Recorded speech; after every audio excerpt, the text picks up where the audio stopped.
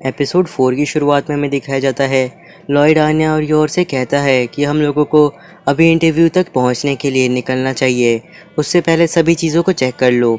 आन्या और योर कहते हैं सभी चीज़ें चेक कर ली हैं, हम लोग जाने के लिए तैयार हैं। लॉयड अपने मन में उसी समय सोचता है कि हम लोग जितनी तैयारी कर सकते थे उतनी तैयारी कर ली, अब बाकी सब वहाँ जाने के बाद पता चलेगा। देन उसके बाद वो लोग एडन कॉलेज में पहुंच जाते हैं जहां पे काफ़ी सारे लोग आए थे एग्ज़ाम देने के लिए। लॉयड, आन्या और योर जब भीड़ में चल रहे थे तब उन लोगों को महसूस होता है कि उन्हें कोई देख रहा है, और यहाँ पे सिर्फ हम ही लोगों को नहीं देखा जा रहा, बाकियों को भी देखा जा रहा है।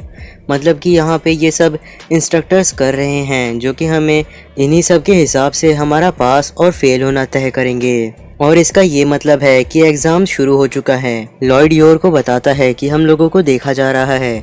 योर कहती है उसे पहले से पता है। वहीं दूसरी तरफ इंस्ट्रक्टर्स सभी को देख करके उन्हें स्कोर दे रहे थे। वो सभी काफ़ी लोगों को फेल कर देते हैं, लेकिन तभी वहाँ पे हाउस मास्टर आते हैं तो फिर सभी पीछे हट जाते हैं। हाउस मास्टर जा कर के खुद से सभी को देखने लगते हैं और कहते हैं कि इन लोगों में से कोई भी एलिगेंट नहीं दिख रहा है, मतलब इन लोगों में से कोई भी अलग नहीं है और अच्छा नहीं है। फिर उसके बाद हाउस मास्टर एलिगेंस की काफ़ी सारी तारीफ़ें करते हैं और उसके बाद बाइनोकुलर्स उठा करके देखने लगते हैं वहाँ से।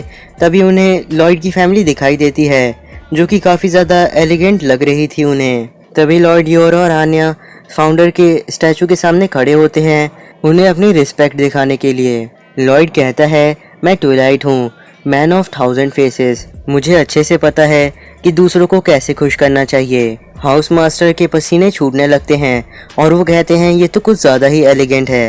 हाउस मास्टर तभी पीछे मुड़ करके पूछने लगते हैं आखिर वो किसकी फैमिली है। वो लोग बताते हैं कि ये फोर्जर फैमिली है और इस फैमिली के हेड मतलब कि लॉयड फोर्जर की दूसरी शादी हुई है। हाउस मास्टर कहते हैं ये तो उतना एलिगेंट नहीं है, हम लोगों को आगे इन्वेस्टिगेट करना पड़ेगा। रास्ते में वहीं जब लॉयड चल रहा था तभी उसे किसी की आवाज़ आती है जो कि मुसीबत में लग रहा था, और लॉयड जब उस डायरेक्शन में देखता है तो वहाँ पे एक बच्चा गटर के अंदर फंसा हुआ था और मदद मांग रहा था। लॉयड कहता है कि ये शायद उन सभी इंस्ट्रक्टर्स ने किया हो और ये एक टेस्ट हो, हम लोगों को इसकी मदद करनी पड़ेगी शायद, और ये भी हो सकता है कि ये खतरा हो, हम लोगों को ट्राई किए बगैर पता नहीं चलने वाला। फिर लॉयड आन्या को इशारा करता है। आन्या आगे जाकर के कहती है वहाँ पे कोई मुसीबत में है, चलो उसे बचाएं। वो बच्चा अभी भी वहीं पे फंसे रहने की नाटक कर रहा था, लेकिन लॉयड जाकर के उसे निकाल देता है वहाँ से। ऐसा करने की वजह से उसके कपड़े भी गंदे हो जाते हैं। हाउस मास्टर कहते हैं इन लोगों को इंटरव्यू में जाना है और इन्होंने अपने कपड़े गंदे कर लिए, ये तो बिल्कुल भी एलिगेंट नहीं है। फिर उसके बाद हाउस मास्टर उन लोगों को फेल करने के लिए कह देते हैं। वो बच्चा सोच रहा रहता है कि मेरी वजह से इन लोगों को फेल कर दिया जाएगा, मुझे इनकी मदद करनी चाहिए। उस बच्चे को चिंता में देख करके आन्या कहती है तुम्हें चिंता करने की ज़रूरत नहीं है, हम लोगों ने कपड़े बदल लिए हैं क्योंकि हम लोगों को पता था कि ऐसा कुछ हो सकता है, इसीलिए हम लोग कपड़े लेकर के आए थे अपने साथ। ये बात सुन करके हेडमास्टर का मुंह खुला रह गया था और वो सोच रहा था आखिर दुनिया में कौन इस चीज़ के बारे में भी अंदाज़ा लगा लेता है। आगे योर उस बच्चे को थैंक यू कहने के बाद वहाँ से चली जाती है लॉयड के साथ। हेडमास्टर को ये चीज़ काफ़ी अच्छी लगती है कि सारी चीज़ें होने के बाद भी उन लोगों ने उस बच्चे को थैंक्स किया। ये लोग काफ़ी समझदार हैं और एलिगेंट भी हैं, लेकिन वो आगे भी इन्वेस्टिगेशन को जारी रखने का फैसला लेते हैं और कहते हैं कि वो उन लोगों को अपनी असलियत दिखाने के लिए मजबूर कर देंगे। अगले सीन में दिखाया जाता है लॉयड और बाकी सभी हॉल तक जाने के लिए चाह रहे थे, तभी उन लोगों के पीछे से ढेर सारे एनिमल्स आने लगते हैं। लॉयड ये चीज़ देख करके कहता है शायद से ये एक और टेस्ट है, लेकिन ये कुछ ज़्यादा ही है, यहाँ पे किसी को चोट भी लग सकती है। लॉयड तभी योर से कहता है साथ ही में चलने के लिए। हाउस मास्टर सभी से कहते हैं मैंने तुम लोगों से उनका टेस्ट लेने के लिए कहा था, लेकिन तुम लोगों ने कुछ ज़्यादा ही कर दिया। सभी लोग कहते हैं हम लोगों ने ये सब नहीं किया है। हेडमास्टर को तभी समझ में आता है कि ये एक असली एक्सीडेंट है और वो जानवर पहले ही खुद से भागे हैं। वहीं दूसरी तरफ लॉयड एक बच्चे को बचाता है जो कि भीड़ में गिर गया था और उसी वजह से उसके कपड़े थोड़े से पीछे से फट जाते हैं। साथ ही में आन्या की तबीयत फिर से खराब हो रही थी क्योंकि उसे भीड़ में दिक्कत होती है। लॉयड उसी समय वहाँ पे एक बुल को देखता है और कहता है कि ये ज़रूर उनका लीडर होगा। योर समझ जाती है कि लॉयड क्या सोच रहा है। उसके बाद वो आन्या को लॉयड को दे करके उस ग्रुप के लीडर के पास जाती है और उसे अपनी उंगलियों से मार करके पैरालाइज कर देती है। ये सारी चीज़ें योर अपने सालों की ट्रेनिंग की वजह से कर पाई थी। और जब योर को समझ में आता है कि अभी उसने क्या किया, उसके बाद वो लॉयड और आन्या की तरफ देखने लगती है जो कि उसे अजीब तरीके से देख रहे थे। और वो उन दोनों से कहती है कि मैं ये सब इसलिए कर पाई क्योंकि मैंने ह्यूमन बॉडी के प्रेशर पॉइंट्स के बारे में सीखा था और मुझे लगा कि एनिमल्स के ऊपर भी वो काम करेगा। वो बुल जो उस ग्रुप की लीडर थी वो एक जगह पे गिरी हुई थी और रो रही थी। आन्या उसके पास जाती है और उसे सहलाने लगती है। साथ ही में वो ये कहती है कि इसे बस डर लग रहा है और ये यहाँ से चली जाएगी। वो बुल भी वहाँ से उठ करके चली जाती है। आन्या एक टेलीपैथ है, इसलिए उसने उस बुल के मन को समझ लिया था। वहीं दूसरी तरफ हाउस मास्टर एलिगेंट एलिगेंट चिल्ला करके पागल हो रहे थे। उसके बाद वो खुद से लॉयड से मिलने के लिए दौड़ने लगते हैं और जा करके लॉयड से कहते हैं रुकने के लिए। लॉयड हाउस मास्टर को देखते ही पहचान लेता है क्योंकि उसने सारी चीज़ों को याद कर लिया है। हाउस मास्टर लॉयड से कहते हैं तुमने हमारी मुसीबत में मदद की है तो इसीलिए मैं तुम्हें शुक्रिया कहना चाहता हूँ। साथ ही में वो लॉयड से कहते हैं तुम्हारे कपड़े थोड़े से फट गए हैं और थोड़े गंदे भी हो गए हैं तो उन्हें चेंज कर लो। हम लोग इंटरव्यू थोड़ी देरी से स्टार्ट करेंगे और तुम्हारी फैमिली काफ़ी अच्छी है इसलिए तुम हमारे स्कूल के अंदर अप्लाई कर सकते हो एडमिशन के लिए। लॉयड खुश हो जाता है और कहता है उन लोगों को इंटरव्यू देने का मौका मिलेगा। देन वो लोग फिर से अपने कपड़े बदल लेते हैं और बिल्कुल पहले जैसे हो जाते हैं। हाउस मास्टर ये चीज़ देख करके कहते हैं अब यहाँ पे सिर्फ एलिगेंट होने की बात नहीं रह गई है, ये लोग काफ़ी डरावने लग रहे हैं। अब अगले सीन में इंटरव्यू शुरू होने वाला रहता है। फिर हम लोगों को एक एग्जामिनर को दिखाया जाता है जो कि काफ़ी कड़वे सवाल पूछ रहा था। जो एग्जामिनी वहाँ बैठ करके एग्ज़ाम दे रहे थे उनकी हालत ख़राब हो गई थी। फिर वो लोग वहाँ से गुस्से से जाने लगते हैं क्योंकि उनका इंटरव्यू अच्छे से नहीं गया। लॉयड तभी सोचता है कि वो काफ़ी समय से एक स्पाई है लेकिन आज पहली बार उसे नर्वस फील हो रहा है। उसने काफ़ी सारी खतरनाक सिचुएशंस में लोगों का सामना किया है और एक बार उसने मिसाइल को भी बचाया था जो कि 1 सेकंड में लॉन्च होने वाली थी। फिर भी उसे उस समय उतना नर्वस नहीं फील हो रहा था जितना कि अभी हो रहा है। आन्या लॉयड की बातों को सुन पा रही थी और डर गई थी। फिर उन लोगों की बारी आ जाती है इंटरव्यू को देने की।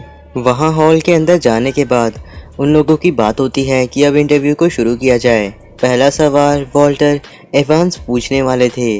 लॉयड कहता है अगर इन्हें लॉजिक के साथ जवाब दिया जाए तो फिर ये मान जाते हैं। वॉल्टर लॉयड से पूछते हैं आखिर तुम और तुम्हारी वाइफ कैसे मिले थे एक दूसरे से। लॉयड सारी चीज़ें उन्हें लॉजिक से बताता है कि वो लोग एक टेलर की शॉप पे मिले थे और साथ ही में बीच बीच में योर की काफ़ी तारीफ़ें भी करता है। और आखिर में कहता है कि कुछ समय साथ में रहने के बाद मुझे लगा कि योर काफ़ी अच्छी माँ बनेगी मेरी बेटी के लिए। और जब योर से सवाल पूछा जाता है तो फिर वो लॉयड की तारीफ़ें करती है और आन्या की भी। वॉल्टर को सारे जवाब लॉजिक के साथ सुन करके काफ़ी अच्छा लगता है और वो कहते हैं कि आपकी फैमिली काफ़ी अच्छी है। तभी हम लोगों को सेकंड हाउस मास्टर को दिखाया जाता है जिनका नाम सॉन था। लॉयड बताता है कि पिछले महीने सॉन की बीवी ने उसे डिवोर्स दे दिया था और ये अपनी बेटी के कस्टडी के केस को भी हार गया, इसीलिए सारी की सारी फ्रस्ट्रेशंस यहाँ पे जो लोग इंटरव्यू देने आते हैं उनके ऊपर निकालता है, उनके बीच में लड़ाई करवा करके। इसीलिए इससे दूरी बनाने में ही भलाई है। आगे हम लोगों को थर्ड हाउस मास्टर को दिखाया जाता है जिनका नाम हेनरी था और वो अपने मनी में लॉयड के जवाबों को एलिगेंट कह रहे थे और तारीफ कर रहे थे। स्वान उसी समय काफ़ी गुस्सा लग रहा था क्योंकि उसे उन फैमिली से जेलस फील होता है जो कि खुश रहते हैं। इसीलिए वो कहता है कि वो लॉयड और बाकी लोगों को फेल करवा देगा। आन्या स्वान की मन की बात सुन करके घबरा जाती है और कहती है ये तो हम लोगों को फेल करवा देगा, मुझे कुछ करना होगा। तभी वॉल्टर कहते हैं कि अब हम लोगों को आन्या से सवाल पूछने चाहिए। देन उसके बाद वॉल्टर आन्या से नाम और एड्रेस पूछते हैं जो कि आन्या ने पहले ही याद कर रखे थे। तो फिर आन्या सभी चीज़ों को सही से बता देती है। वॉल्टर कहते हैं ठीक है, और तुम अपनी मदर के बारे में क्या सोचती हो? आन्या कहती है कि मॉम काफ़ी अच्छी हैं लेकिन कभी कभार वो डरावनी बन जाती हैं। तो फिर वॉल्टर कहते हैं अगर तुमसे कहा जाए अपने पेरेंट्स को एक स्कोर देने के लिए तो तुम उन्हें कौन सा स्कोर दोगी? आन्या कहने लगती है अगर मुझे एक स्कोर देना होगा तो मैं उन लोगों को परफेक्ट 100 दूंगी। मम्मा और पापा के साथ रहने में मुझे काफ़ी मज़ा आता है और मैं उनके साथ हमेशा रहना चाहती हूँ। स्वान कहता है, अगर ऐसी बात है तो तुम अपनी पहली मदर को कौन सा स्कोर दोगी? लॉयड स्वान को कहता है सवाल बदलने के लिए, क्योंकि ये सवाल अच्छा नहीं है। स्वान कहता है, अगर तुमने ये सवाल का जवाब नहीं दिया तो तुम्हारे पॉइंट्स कट होंगे। लॉयड कुछ भी नहीं कह पाता क्योंकि उसे आन्या के पहले पेरेंट्स के बारे में नहीं मालूम था कि वो कैसे लोग थे। लेकिन आन्या उसी समय रोना शुरू कर देती है। स्वान आन्या से कहने लगता है, तो तुम अपनी पुरानी मदर को ज़्यादा पसंद करती हो ना? आन्या रोई जा रही थी तो फिर योर जा करके उसको संभालती है। लॉयड उसी समय सोच रहा था कि अगर हम लोगों को मिशन को पूरा करना है तो अभी शांत रहना होगा, लेकिन स्वान अभी भी नहीं सुधरा था और बार बार बकवास किए जा रहा था।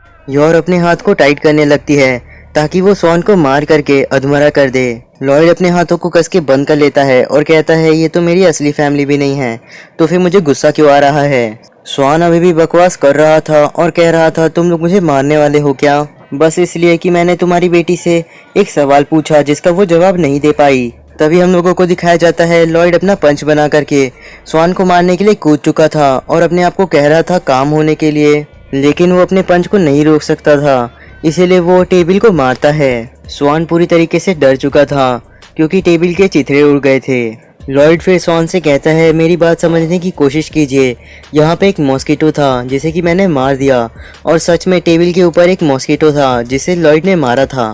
फिर लॉयड योर और आन्या को लेकर के वहाँ से जाने लगता है। स्वान गुस्से से उन लोगों को रोकने की कोशिश करता है और कहता है, इंटरव्यू अभी ओवर नहीं हुआ है, अगर तुम अभी जाओगे तो फेल हो जाओगे। लॉयड कहता है कि वो आन्या को उस जगह पे नहीं पढ़ा सकता जहाँ पे उसकी फीलिंग्स का कोई भी ध्यान नहीं दिया जाता। स्वान और भी गुस्सा हो जाता है और कहता है, तुम हमारे स्कूल के बारे में ये सब कैसे बोल सकते हो? लॉयड ध्यान नहीं देता और योर और आन्या को लेकर के वहाँ से चला जाता है।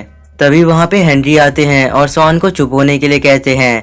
स्वान कहता है, अब तुम मेरे पढ़ाने के तरीके के ऊपर सवाल उठाने वाले हो क्या? तुम्हें पता है ना कि मेरे फादर पुराने हेडमास्टर थे यहाँ के और उनका इन्फ्लुएंस अभी भी इस स्कूल में चलता है। स्वान सोचने लगते हैं कि उन्हें कुछ तो करना होगा, ये सब गलत हो रहा है और अगर उन्होंने अभी कुछ भी नहीं किया तो उनके पास कोई भी हक नहीं है खुद को एक एजुकेटर कहने के लिए। फिर वो स्वान को पीछे मुड़ने के लिए कहते हैं और स्वान को एक बहुत ही जोर से पंच मारते हैं जिसकी वजह से उसका पूरा चेहरा बिगड़ जाता है। वॉल्टर ये देख कर के काफी हैरान हो जाते हैं और कहने लगते हैं, आखिर यहाँ पे चल क्या रहा है? हेनरी स्वान को मारने के बाद अपना हाथ पोंछते हैं और कहते हैं, ये तो काफ़ी एलिगेंट था, और आगे कहते हैं, क्या लॉयड फोर्जर हमारे इंस्ट्रक्टर्स को संभाल पाएगा या नहीं?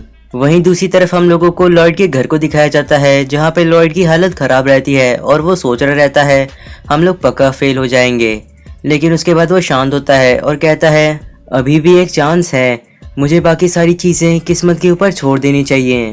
आन्या और योर आकर के उसी समय लॉयड को इंकरेज करते हैं और कहते हैं, शायद हेनरी हम लोगों की मदद कर दे थोड़ी सी। लॉयड भी उसी समय कहता है कि शायद हम लोगों को बस थोड़ा सा और वेट कर लेना चाहिए। ये बात सिर्फ आन्या ने सुनी थी क्योंकि लॉयड ने ये बात अपने मन में की थी और साथ ही में आन्या काफ़ी खुश भी हो जाती है। उसके बाद वो सब एक साथ मिल कर के चाय को पीते हैं ताकि वो लोग अपने दिन भर के स्ट्रेस को कम कर पाएं। लेकिन उसी समय उनकी फैमिली फोटो हिलने लगती है और ज़मीन पे गिर जाती है। वो लोग कहते हैं, ये क्या हुआ अभी? आखिर में हमसे पूछा जाता है कि अब इस मिशन का क्या होने वाला है। अगर आप लोगों ने अभी तक चैनल को सब्सक्राइब नहीं किया है तो भी कर लीजिएगा, मेरी मेहनत के लिए एक सब्सक्राइब तो बनता है।